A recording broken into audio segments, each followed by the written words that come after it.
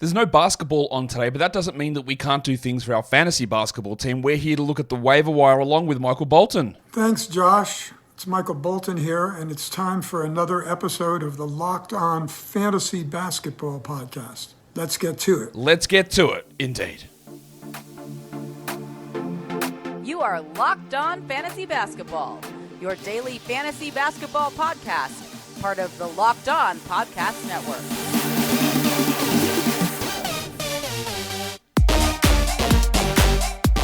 Hello and welcome to the Locked On Fantasy Basketball Podcast, brought to you by Basketball Monster. My name is Josh Lloyd, and guys, girls, it's party time. Get up here, the view's magnificent. You'll bar up. I'm also the lead fantasy analyst at basketballmonster.com. You can find me on Twitter as always, at redrock_bball, on TikTok, at redrock_bball, and on Instagram, at Locked On Fantasy Basketball. Today's episode is brought to you by FanDuel. Make every moment more. Right now, new customers get $150 in bonus bets with any winning $5 moneyline bet. That is $150 if your team wins. Visit FanDuel.com/lockedon to get started. Thank you also for making Locked On Fantasy Basketball your first listen every day. We are free. We are available on all platforms. Let's talk waiver wire. Hopefully you won in week 6.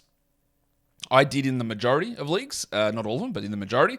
And hopefully week 7 is going to be good. I don't think it's going to be good for me. I don't think my schedule is going to work out well enough. I don't think I've got enough guys that I'm keen on streaming. And I feel like I'm going to punt the week in a lot of weeks, which is something you just got to decide to do. It might actually be my first loss in industry pickup because I'm just not willing to move on from a lot of guys. But we'll see. We'll see how the week pans out. We're looking at the waiver wire as a general rule. I'm not going to do a daily look-ahead show today. We covered a lot of the streaming stuff in yesterday's Week 7 preview show, just to talk about which guys we're going to target on Monday. So we've done that already, and there is so few options with only 4 games on, tightened rotations in a knockout series. I don't think that I'm just not. I'm going to have the day off and do a few other different things today. So yeah, good luck to me. But we got the recap show yesterday with all 12 games on, and today we're looking at a waiver wire show.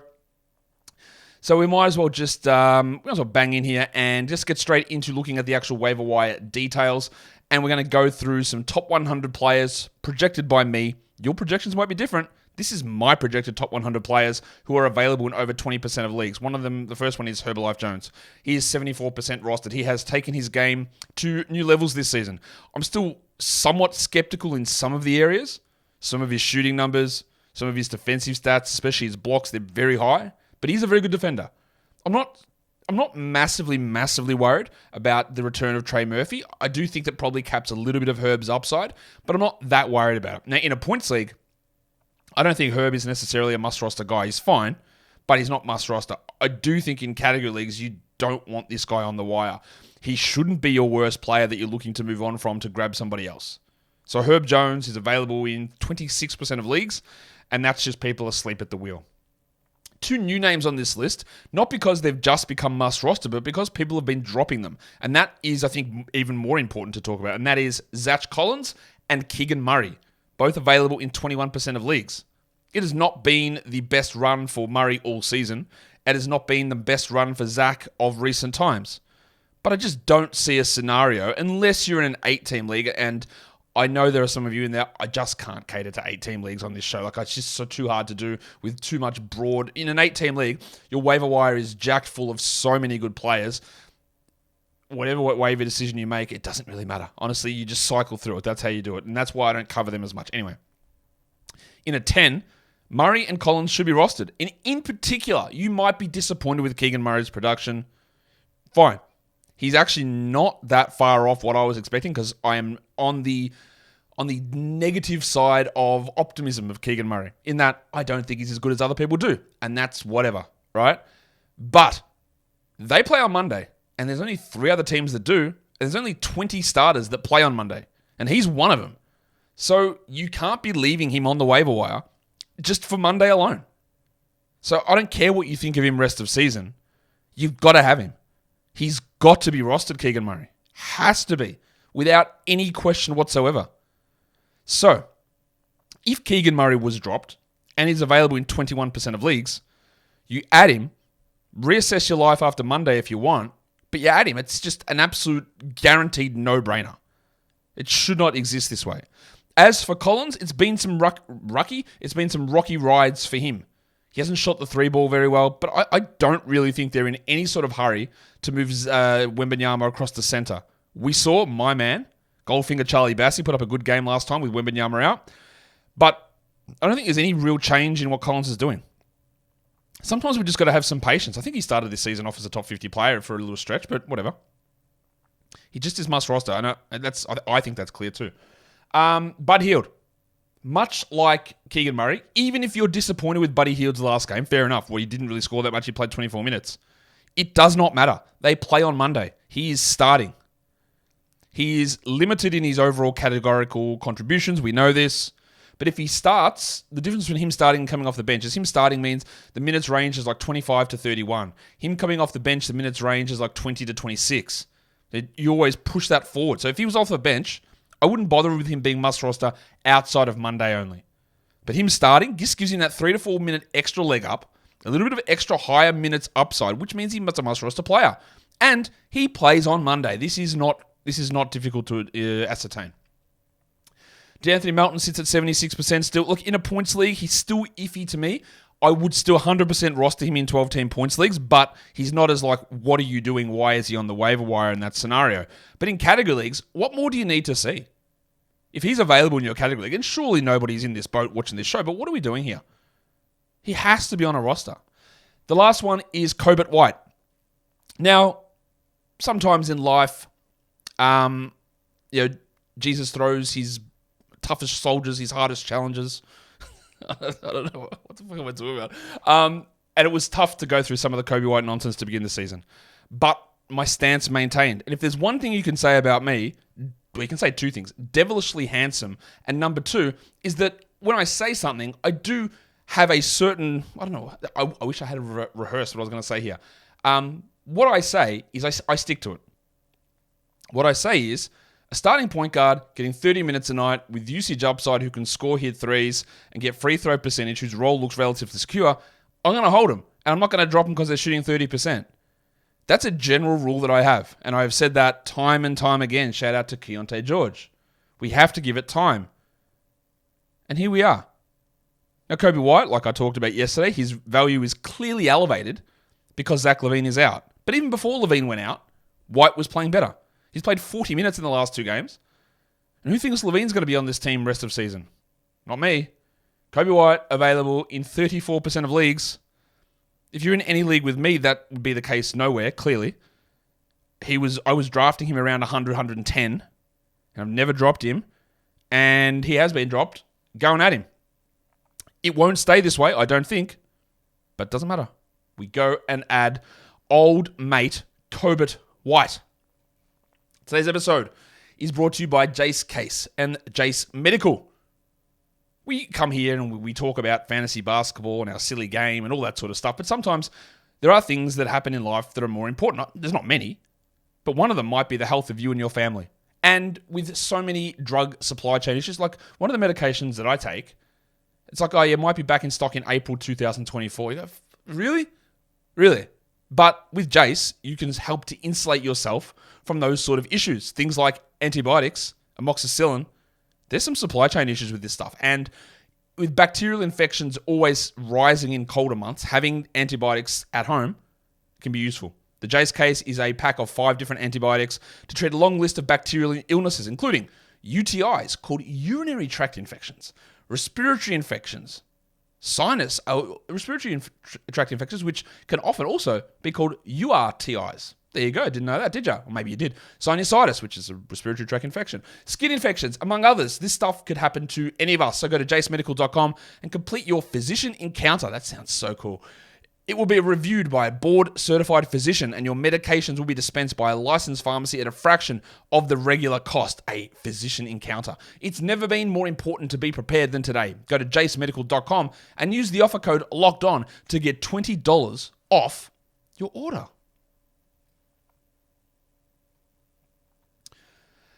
All right, what are we going to do now? We're going to look at the droppable booze. Okay, I don't know what's going on. It's a day where I am tired, and it's also early, and I don't know how my words are working, but that doesn't matter because I've got only 4 names on the droppable list. And they're names that have appeared here before, but one of them is, I think, a new one for this week. We've got Andy Wiggins, who's 70% rostered. I know there's been signs of life, but he just slammed his finger in a car door, mate. Like, how do I trust this guy? I don't know. That's a joke. But his production's also a joke. I just don't think you're missing out on enough to have Wiggins as a must-roster player. Now, in points leagues, his value does push inside the top 150, and I'm totally okay with holding him. I'm okay with holding him in category leagues, to be honest. But an honest appraisal of my roster, unless it includes somebody like Grant Williams, sorry for the stray Grant, Andrew Wiggins is your worst player, and you move on. RJ Barrett is the new name on this list, 79% rostered. As the legendary Dennis Green says, or said, because I think he's dead, RIP. He is, to paraphrase, he is who we thought he was. Yeah, he shot 50% from 3 for 2 weeks. But he's the same person who scores and gets average rebounds, low assists, low steals, low blocks, low threes, bad field goals. And to be fair, his free throws have improved, and now he's losing minutes. I wouldn't want to torture myself with that nonsense on my team. He is an unbelievably clear category drop. Points leagues, again, you probably can hold. But he's losing minutes. They're giving him to Hart, they're giving him to DiVincenzo. Barrett's struggling. Move on. The next one is the same. Well, it's not the same because it's a different person, but it's the same scenario, Russell Westbrook. In a points league, whatever, hold him. But in a category league, I don't care. Move on. Drop him. We have seen the volatility in minutes. I know there are going to be the Westbrook stands who are, man, that's the worst advice. How could you possibly suggest that? There's no way. No way. But, yes, one of those guys might get injured. True. That's 100% true. Westbrook might be able to fill in for Harden or Kawhi or Paul George. In fact, the likelihood of those guys getting injured is relatively high. But in a standard fantasy league, a standard category league, holding guys as injury replacements is a losing proposition. Westbrook's minutes, it's not like he's playing 30 a night and then we'll bump to 35 when they get injured. That's not what's happening. He plays 18 or 22. He hurts your field goals and free throws, doesn't hit threes, gets steals, gets blocks. That's all down at the moment. His usage is down. It just actively hurts your team waiting for something to happen that when he even does happen, he still comes in and still hurts your percentages and still provides low volume threes and he's still not a great fantasy guy anyway. It's name recognition here. It's Westbrook stands. It's Westbrook's better than Curry. It's Westbrook's a top 5 point guard all time, people. If that's you, hello, how's it going? Enjoy the show. Give it a thumbs up or a down, whatever you do. I don't mind. He's just not worth holding in a 12-10 category league, in my opinion. Again, this is all my opinion. I try and lay out why I think it is.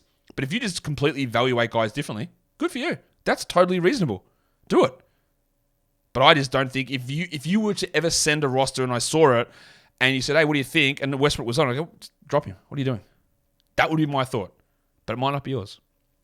Kentavious Caldwell-Pope, I do think, is a category league droppable player.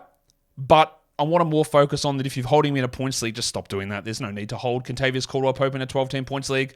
He's just not going to do it. In a category league, his value comes from hitting some threes. It's from getting steals. It's a lot of all over the place stuff. But I guess there is consistency in his minutes. So that's a good thing. But in a points league, streaming through the waiver wire and KCP is way more important, way more impactful. You don't need to hold him in a points league. And in category leagues, again, if I had KCP and I had Wiggins, I would drop Wiggins before KCP, but KCP will be next on the chopping block. So he's fine. He's not. He's very, very back end. And yeah, I think that's it. Look, and I think the reason we've only got the 4 names here is because a lot of the other names we've been talking about, looking at you, Alf Stewart, have been dropped now. They're down under the 60% cutoff. So people have listened and realized. And the next thing we need to do is get Monty Williams to tune into this show. So I can tell him, Monty, can you stop it with beef stew? Can you stop starting this bloke? Surely, please, at some point, we get common sense. Maybe, who knows? Never, I don't know. Let's look at the most added players over the last 48 hours. Number 1 is Obert Toppin, who put up really good numbers last time out. Now, the thing here with Toppin is he blocked 4 shots in that game out of nowhere. He's playing backup center with Jalen Smith out. That is all fantastic for his value. He plays in an in-season tournament game on Monday. I couldn't be more bricked up talking about that possibility. The problem here is he did suffer an injury in the game on Saturday. I don't think it's going to be a problem, but we never know. Toppin is a great ad. A fantastic ad for now. Killian Hayes is up, and I get conflicted talking about Killian Hayes because in recent memory, you may be surprised at this. I make mistakes. In fact, I make quite a lot of them. It happens a lot. But when evaluating the 2020 draft class, I had some hits. I said, do not take James Wiseman in the top 3. Disgusting idea. And Onyeka Okongwu's a better center. That's a big thumbs up. I also had Anthony Edwards at number 4. That's a big thumbs down. I had Devin Vassell, I think, number 7. That's a big thumbs up. But unfortunately, I had Killian Hayes at number 2, which is a disastrous evaluation, right? Disastrous. So I'm always really cautious every time Killian does something good that I don't go, see, look how good he is. Yeah, look, let's fire up, because I feel like I take my priors too much into it.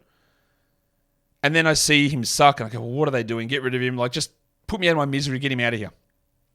And now he's back starting. And the lineup with him and Cade and Ivy looked all right. And his passing has always been pretty good. His defense has always been very good. It's been the offensive stuff. And now the offensive stuff looks okay. And he's got big minutes. I don't know whether it holds. Somebody, I guess, is coming off the bench when Bogdanovic starts, which I think will probably be very soon. And knowing the Pistons, it won't be the guy that it should be. It's probably going to be Ivy or Hayes. So I don't really know where to go with this. No problem adding him. He does have a good fantasy game. If the shots fall and he hits 43%, we're talking some threes, some assists, some okay rebounds, some good steals. That's really, really useful. And one thing I talked about him a lot in the early part of the season was you could treat him like a waiver wire Ricky Rubio type, an assists and steals strong option. And in 30 minutes, he's more than that.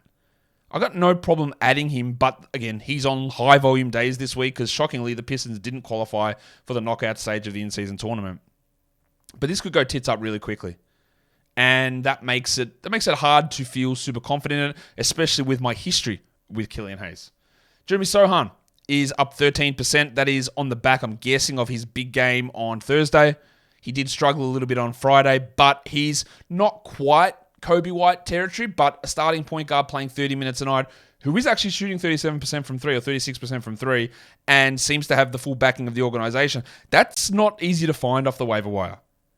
I know he's had some ups and downs, 100%, and in a 10-team league, I wouldn't worry about it. But I do think he probably should be on a 12-team roster. And no matter what you think, no matter what on-offs you put out there, no matter what you think of Trey Jones is not a future starting point guard, and the Spurs don't think he's a future point guard. So whether you think he is or not, it doesn't actually matter. Because they don't think it, and they're not going to make this switch at any point soon. The next 3 ones are the top 3 added players on Yahoo, and one of them, or the top one, is Sam Hauser, plus 1,200 teams, because he plays on Monday. Just get any Celtics guy you think will be in the rotation, and that's why the third guy on this list is Peyton Pritchard. Pritchard might literally play 10 minutes. But as we know, because we all went to school, if you didn't go to school, apologies. 10 minutes is more than 0 minutes. That's what education might tell us. So if you get any minutes from any player on Monday, it is better than 0 minutes. Unless it's Tony Snell. You get something out of it. So find a rotation player, like Nesmith, Toppin, better options. But Pritchard, Hauser, Horford. Cornette if Porzingis is out. Maybe Cater.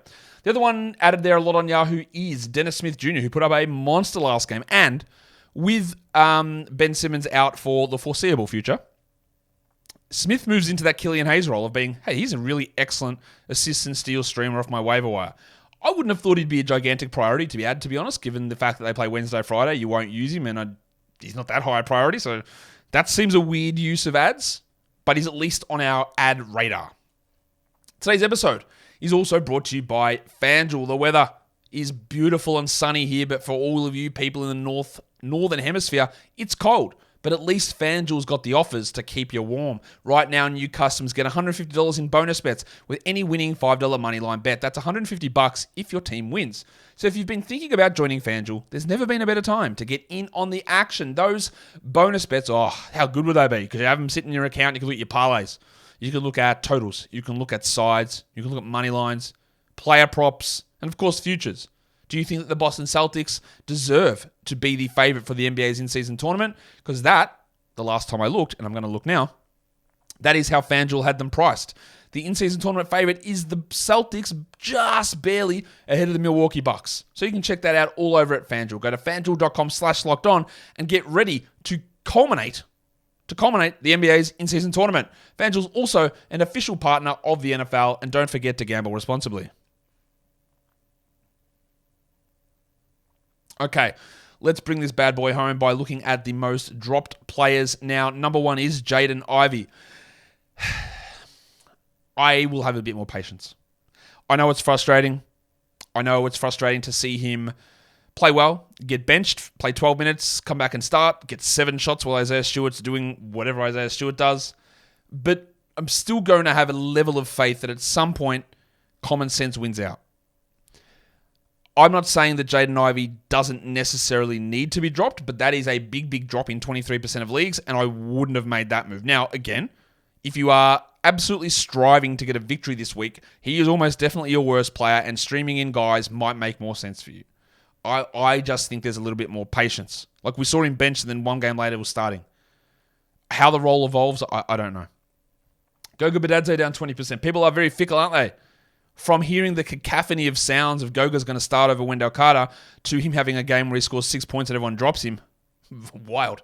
But again, my thoughts on him have maintained that he's been solid enough. He's fine to stream in now, but he's likely going to go back to 3rd string. If you want to drop him, no problem. I don't know. Wendell's not back this week, but moving on from Goga to get stream options in because of this weird week, fine. Same with Karis LeVert, who's down 19%. He's struggling. His production's down. He's your worst player. You drop him. Derrick Rose, one of the biggest drops over on Yahoo. Started 1 game, was all right. Well, started 2 games, actually, was okay. Rested the second one, and they started Jalen Noel because they're really in the mud in Memphis. Rose is nothing more than a streamer, and that is it. But I am a little disheartened to see the second name on this list being Jordan Hawkins, down 1,700 ads. And I am not here to tell you that Jordan Hawkins played well. I'm not here to tell you that Jordan Hawkins is a 12-team guy because he 100% isn't. But they literally play tomorrow. And there's nobody that plays tomorrow. Now, there is a chance that with CJ and Trey Murphy returning to the lineup tomorrow, that Hawkins plays 10 minutes. There's a chance he plays 5 minutes. Honestly, there's a chance he plays 0 minutes. That is possible. But what else are you adding? Like, who else are you adding from that day to drop Jordan Hawkins? 10 minutes is more than 0. 0 is not more than 0, but 10 is. That is dumbfounding to me. The next one there is the cashier himself, Xavier Tillman, Sr.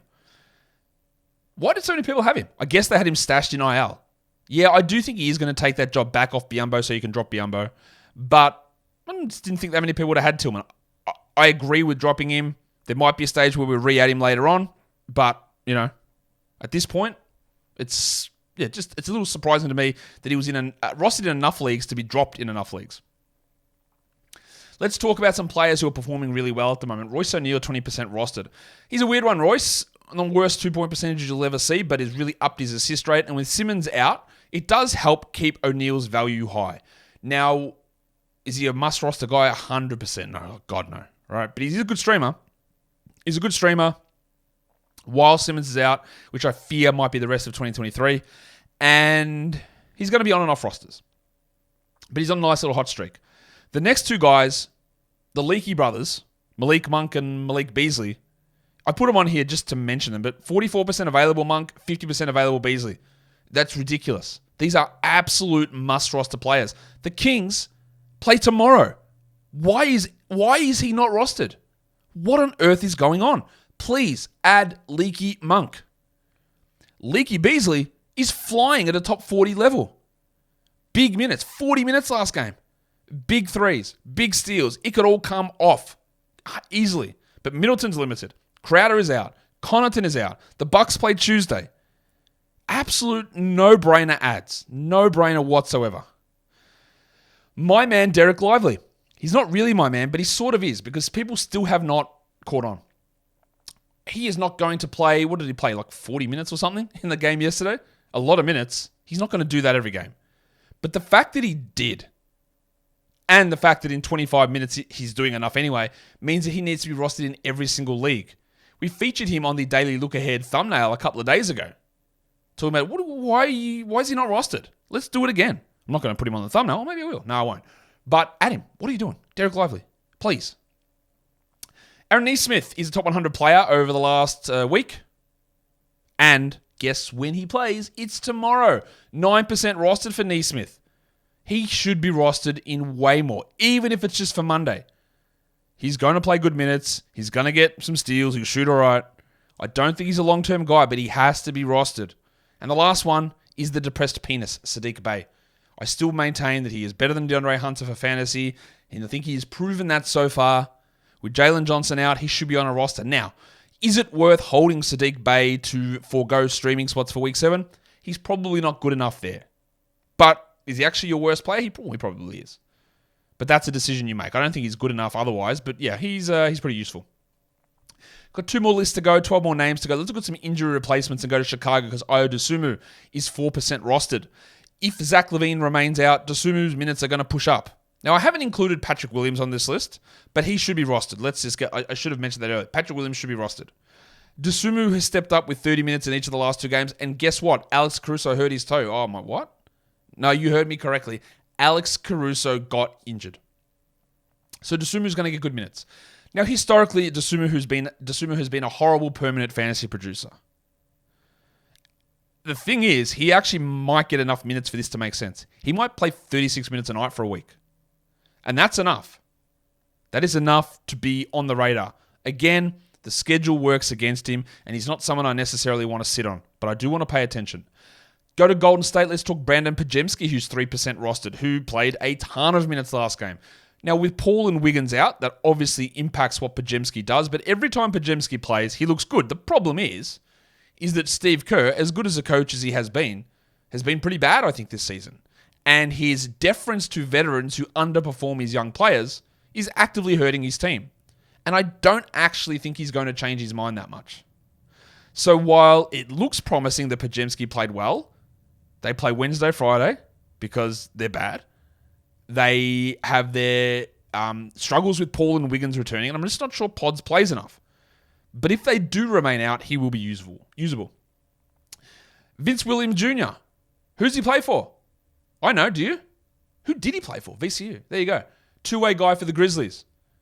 He just does things that are good. And that doesn't always translate to fantasy, but with a team that is banged up as they are, who are relying upon spuds like David Roddy and Santi Aldama, who's not really a spud, but he sort of is, with Kennard and LaRavia and Morant and Smart and Adams and all these blokes out, Williams is playing good minutes. Again, bad schedule, a name to watch. If these injuries persist, which I think they will, Williams is someone to pay attention to. Let's go to Miami, though. Jaime Jaquez, I just throw the name out there. He didn't play particularly well last game, but he has been playing at a high level. I'm still relatively skeptical of how he does it when Hero returns. In fact, I don't think he can do it. But while Hero is out, we go with him. And the other one in Miami, 1% rostered, Orlando Robinson. Finally, Spoelstra listened and played him over Tom Bryant, and it worked out. Could not have seen that coming. That is one of the biggest surprises I've ever seen. Thomas Bryant, bad. Orlando Robinson, good. Wow, okay. If only. But if Bam remains out, I think Orlando, if Bam is out on Wednesday, which I believe he probably is, if Bam is out, Robinson actually will be in your active starting lineup. And that makes him useful. And the last one there is Nickeil Alexander-Walker replacing both Jaden McDaniels and Anthony Edwards. We saw the good, which was great, but we saw the bad, which is common. So Alexander Walker's fine. You can try him out. He's more consistent in terms of minutes than Troy Brown or Kyle Anderson, but I wouldn't say that he's necessarily a must-roster guy. And then I've got 6 other names that I want to regale you with. Number 1 is Benedict Mathurin, who has been a very clear drop because he has been bad. But, you know what I'm going to say? The Pacers play on Monday, and Mathurin is available, so please just add him, and then we'll reassess it. Jared Vanderbilt Bar, 14% rostered. Back in action. I do not, for the life of me, believe that Vanderbilt is a 12-team league player this season. People have been holding him, stashing him, pre-stashing him, adding him. Like, what are you doing? I don't get that. But what I do get is they play Tuesday on a low-volume day, and he's in the rotation, so you roster him. He's going to kill the value of Jackson Hayes and Christian Wood. Their rotation is still a complete mess with Max Christie, Austin Reeves, Cam Reddish, all thieving minutes from each other. So it's still a mess, but Vanderbilt is worth looking at. Moses Moody, 6% rostered. Could you argue he's as good as Klay Thompson at the moment? I know, that's spicy. He probably isn't, but he does need to play more. I'm not adding him at this point, but I'm keeping a very close eye on what's happening with Moses Moody because he started the last couple in place of Wiggins, and I think he's been okay. Isaiah Joe, 17% rostered. Giddey's minutes continue to drop. Joe and Kaysen Wallace push into those minutes.